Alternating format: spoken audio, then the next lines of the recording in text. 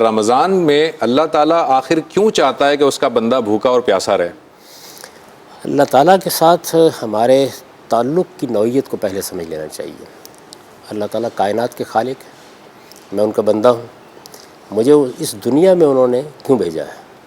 وہ فرماتے ہیں کہ خلق الموت والحیات لیبلوکم ایکم احسن عملا، یعنی میں نے یہ موت و حیات کا کارخانہ اس لیے بنایا ہے کہ میں یہ دیکھنا چاہتا ہوں کہ تم میں سے کون بہترین عمل کرتا ہے۔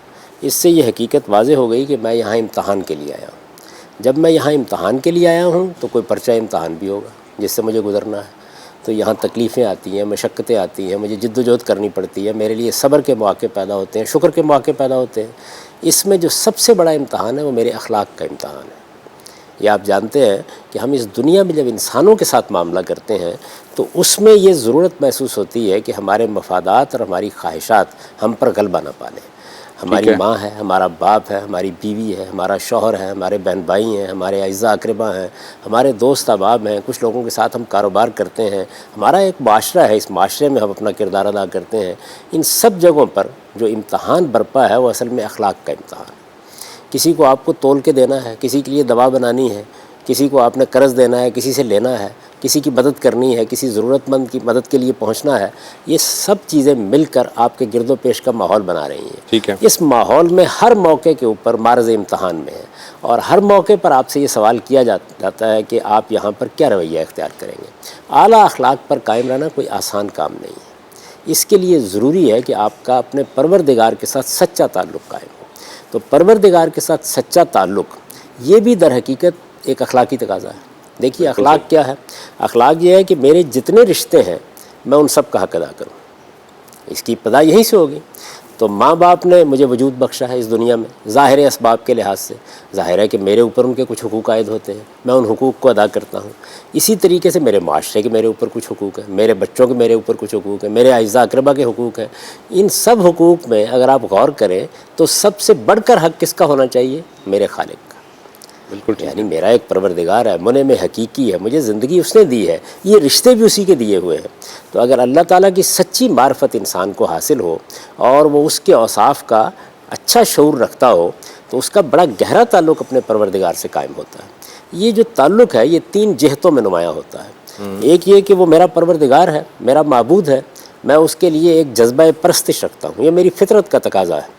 آپ نے یہ دیکھا ہے کہ اگر انسان خدا کے ساتھ یہ تعلق قائم نہ کرے تو یہ کسی اور جگہ قائم ہو جاتا ہے، یعنی ایک والہانہ تعلق، ایسی کیفیت کہ جس کے اندر میں سمجھتا ہوں کہ مجھے اپنے آپ کو بچھا دینا چاہیے کسی کے سامنے، میری جبین نیاز کسی کے سامنے جھک جانی چاہیے۔ وہ جو بیان کیا نا اقبال نے ایک شعر میں کہ ہزاروں سجدے تڑپ رہے ہیں میری جبین نیاز میں، وہ میری زندگی ہے، میری فطرت ہے، یہ فطرت میں موجود ہے۔ اور یہ چونکہ فطرت کے اندر موجود ہے تو یہ سجدے کس کے لیے ہے؟ یہ اس پروردگار کے لیے ہے۔ تو میرا پروردگار، میرا خالق، میرا مالک، میرا ایک تعلق اس کے ساتھ پرستش کا ہے۔ میرے تعلق کی دوسری جہت اطاعت ہے۔ وہ میرا خالق ہے، حکم دے سکتا ہے۔ آپ یہ دیکھیے کہ جیسے ہی میں اپنے والد کے ساتھ محبت کا تعلق رکھتا ہوں، احترام کا تعلق رکھتا ہوں، لیکن اس کا ایک لازمی نتیجہ، اس کی ایک کرونری یہ ہے کہ اگر وہ مجھے کوئی بات کہیں گے تو مجھے عام حالات میں سر تسلیم خم کرنا چاہیے۔ یعنی اطاعت عظمت کے اعتراف کے بعد لازم ہے۔ تو دوسرا پہلو یہ ہے کہ ہم اللہ تعالیٰ کی اطاعت کرتے ہیں۔ اور تیسری چیز کیا ہے؟ تیسری چیز یہ ہے کہ اللہ تعالیٰ کے دین کے لیے اگر کسی موقع پر حمیت اور حمایت کا موقع آ جائے تو ہم اپنا سب کچھ دینے کے لیے تیار ہو جاتے ہیں۔ اس دنیا میں یہ تین جہتیں ہیں پروردگار کے ساتھ تعلق کی۔ جب میں اللہ تعالیٰ کی سچی معرفت حاصل کر لیتا ہوں تو یہ جو میرا تعلق ہے یہ اظہار کے اسالیب چاہتا ہے، یہ بھی میری فطرت کا تقاضا ہے۔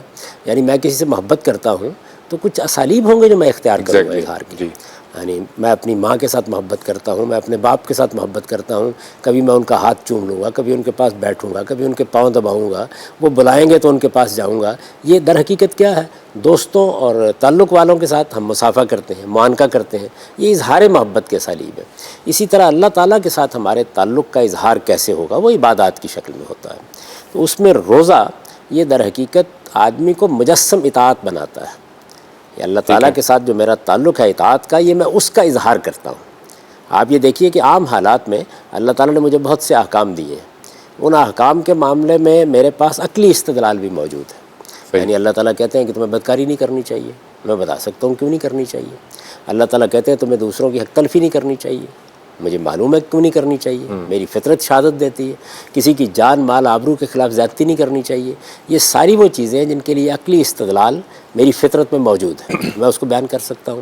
لیکن اللہ تعالیٰ کے ساتھ میرے تعلق کا اظہار تو اصلاً اس دائرے میں ہوگا کہ جس دائرے میں بظاہر کوئی معنی نہیں ہے، مطلب یعنی کوئی عقلی استدلال کی ضرورت نہیں ہے. کھانا پینا، بیویوں کے ساتھ تعلق رکھنا، یہ تو ایک جائز چیز ہے، یعنی اس کے خلاف کوئی استدلال نہیں کیا جا سکتا.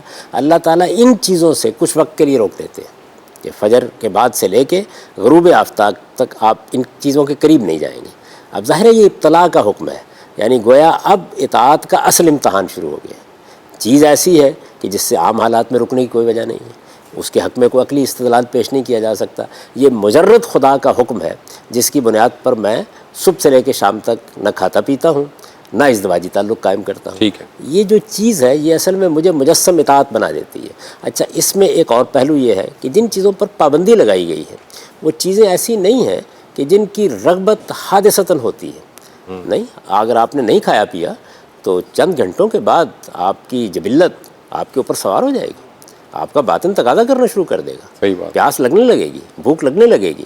اب جب یہ کیفیت طاری ہوتی ہے تو گویا یوں سمجھ لیجیے کہ وہ اطاعت کا جو جذبہ ہے اس کا شعور اور اس کی یاد دہانی یہ اوپر اٹھاتی ہے. عام حالات میں بھی ہم چلتے پھرتے بات کرتے ہوئے محسوس کرتے ہیں کہ ہم اللہ کا فرما بردار بندہ ہونا چاہیے، لیکن اب تو فرما برداری گویا لمحے لمحے کی چیز بن جاتی ہے.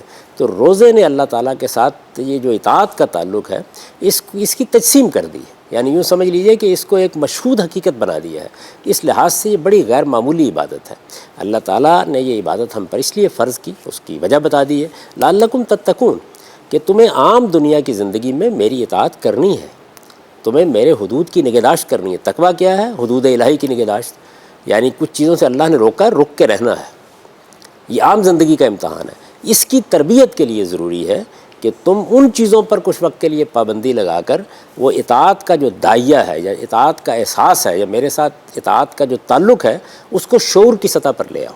صحیح. اور اس کے لیے روزہ، یعنی اس سے بہتر کوئی چیز نہیں ہو سکتی. میں نے آپ سے عرض کیا نا کہ اس میں ان جبلی تقاضوں پر پابندی لگائی گئی ہے کہ جو چند گھنٹوں میں پوری طاقت کے ساتھ حملہ آور ہو جاتے ہیں. آپ گرمیوں میں دیکھیے، سرما میں کسی اور پہلو سے دیکھیے، چھوٹے روزوں میں دیکھیے، بڑے روزوں میں دیکھیے، یہ آپ کی جبلت جو ہے اندر، یعنی بھوک کی، پیاس کی، جنس کی، یہ پوری قوت سے حملہ آور ہوتی ہے. اور جیسے جیسے یہ چیز نمایاں ہونا شروع ہوتی ہے آپ کا جو وہ احساس عام حالات میں آپ کے ذہن کی اوپری سطح پر نہیں ہوتا، وہ اوپر آنا شروع ہو جاتا ہے. میں اس کو اس سے تعبیر کیا کرتا ہوں کہ گویا انسان مجسم پھر اطاعت بن جاتا ہے، چلتے پھرتے ہوئے وہ اطاعت ہی اطاعت ہوتا ہے. تو اس سے بڑھ کر کیا چیز ہو سکتی ہے کہ جس کے ذریعے سے تقوی کی تربیت کی جائے. تو یہ تربیت کا یوں سمجھ لیجئے کہ کوئی سال میں 720 گھنٹے کا ایک کورس ہے جس سے آپ گزرتے ہیں، ایک تربیت گاہ ہے جس میں آپ کو ڈالا جاتا ہے. اس دنیا میں انسان کی تہذیب کے لیے ضروری ہے کہ اس کی تربیت کی جائے. آپ جب بھی اس کو کوئی بڑا کام سونپتے ہیں تو اس کی تربیت کرتے ہیں، اس کو مشقت میں ڈالتے ہیں، اس کو مختلف مراحل سے گزارتے ہیں. افواج یہ کرتی ہیں، پولیس میں جاتے ہیں وہاں یہی ہوتا ہے، آپ بیوروکریسی میں جاتے ہیں وہاں یہی ہوتا ہے. آپ کو ایک خاص طرح کی تربیت چاہیے ہوتی ہے. تو آپ کو ظاہر ہے کہ دین کے بھی کچھ مقاصد ہیں. وہ مقصد کیا ہے؟ پاکیزگی حاصل کرنا. ٹھیک. اس پاکیزگی کے لیے ضروری ہے کہ آپ کے اندر حدود آشنائی پیدا ہو. حدود آشنائی ہی تقویٰ ہے، اور تقوی کی تربیت کے لیے رمضان کے روزے آپ پر فرض کیے گئے ہیں.